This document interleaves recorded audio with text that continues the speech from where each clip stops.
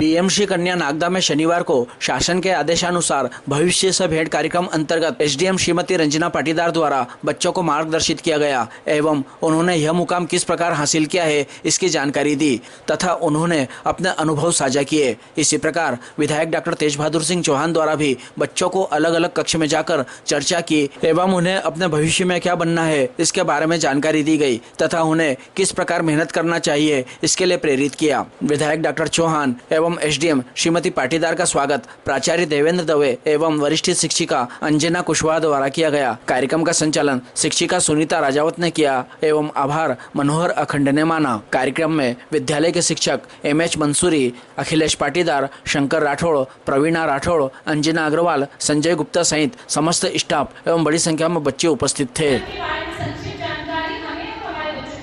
जैसा कि आप सभी को याद है कि 1 अप्रैल से नवीन शैक्षणिक सत्र हमारा प्रारंभ हो चुका है 2026-27। उसी के अनुक्रम में 3 दिवसीय कार्यक्रम चल रहे हैं, जिसमें सर्वप्रथम 1 तारीख को प्रवेश उत्सव हमने मनाया, जिसमें आदरणीय विधायक जी के द्वारा बच्चों को पुस्तकें वितरित की गई और विभिन्न प्रकार की जानकारियाँ बच्चों को प्रदान की गई। इसके पश्चात 2 तारीख को पालक शिक्षक संघ की बैठक का आयोजन किया गया, जिसके अंतर्गत हमारे जो पेरेंट्स हैं उन्हें विद्यालय में होने वाली गतिविधियाँ, विद्यालय में दी जाने वाली सुविधाएं और उनके बच्चों ने किस प्रकार से क्या प्रोग्रेस करी उनकी जानकारी दी गई। और इसी अनुक्रम में आज 4 तारीख को भविष्य से भेंट कार्यक्रम के अंतर्गत हमारे बीच हमारे विकास खंड, हमारे जो विभाग है उसकी मुखिया आदरणीय SDM madam Ranjana Patidar madam आज हमारे बीच उपस्थित हुए हैं। विद्यालय परिवार आपका हार्दिक अभिनंदन करता है, स्वागत करता है।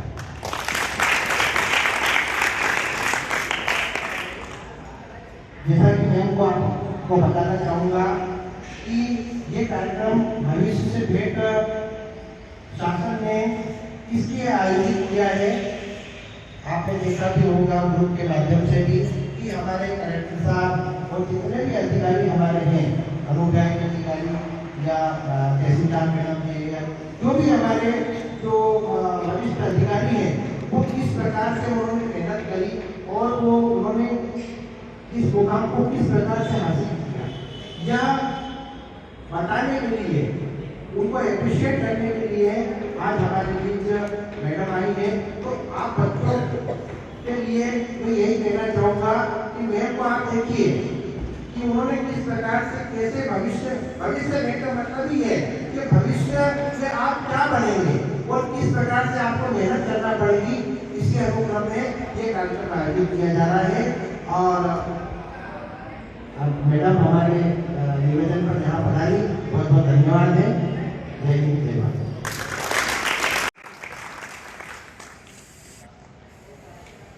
आज के कार्यक्रम में उपस्थित आदरणीय प्रिंसिपल साहब, सभी स्टाफ, प्यारी बच्चे, कार्यक्रम का नाम है भविष्य से भेंट।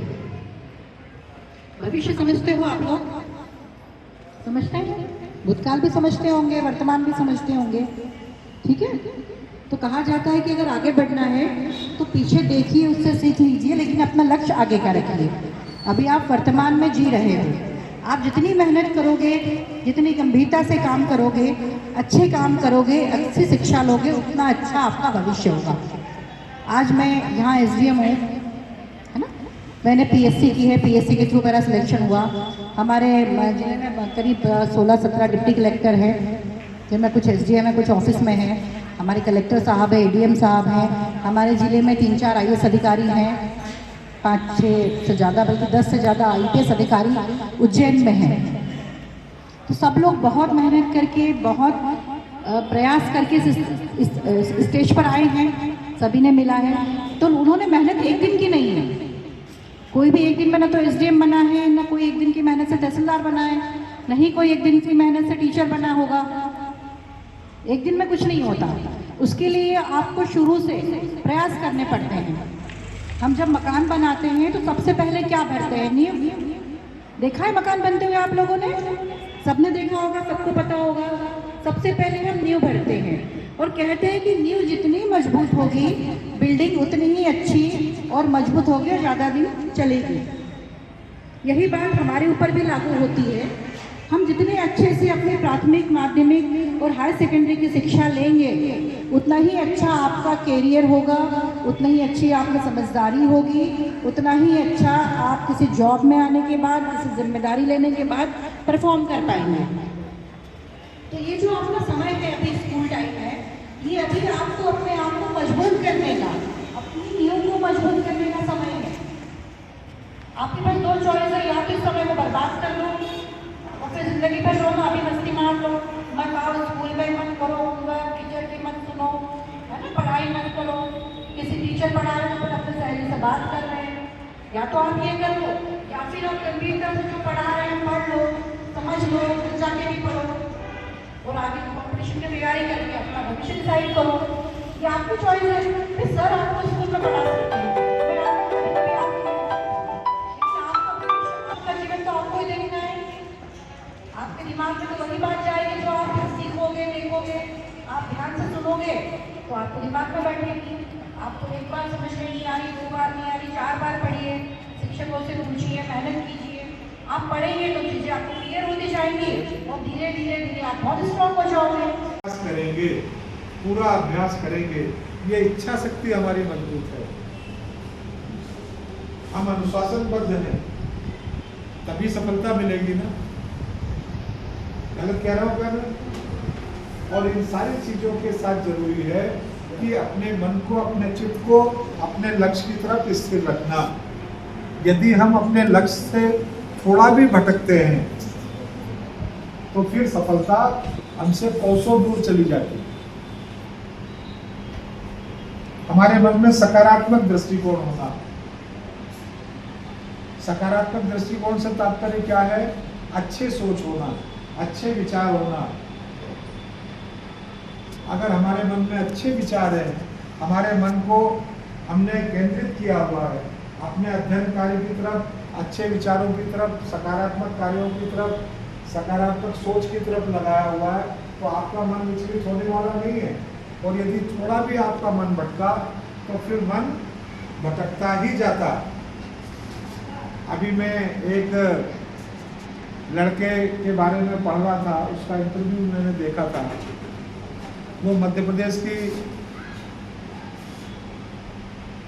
सिविल सर्विसेज की परीक्षा में जो है टॉप किया था उसने। तो उसका जब इंटरव्यू ले रहे थे तो उससे पूछा कि आप कितने समय पढ़ते थे, क्या करते थे, कैसे? तो उसने एक बात मुझे बताई, मुझे क्या मतलब इंटरव्यू में बताई, और वो बात क्या थी कि पिछले 4 वर्षों से उसने मोबाइल को उपयोग नहीं किया। समझ गए आप? अब मोबाइल को उपयोग नहीं किया मतलब उसने अपने मन को पूरा का पूरा अध्ययन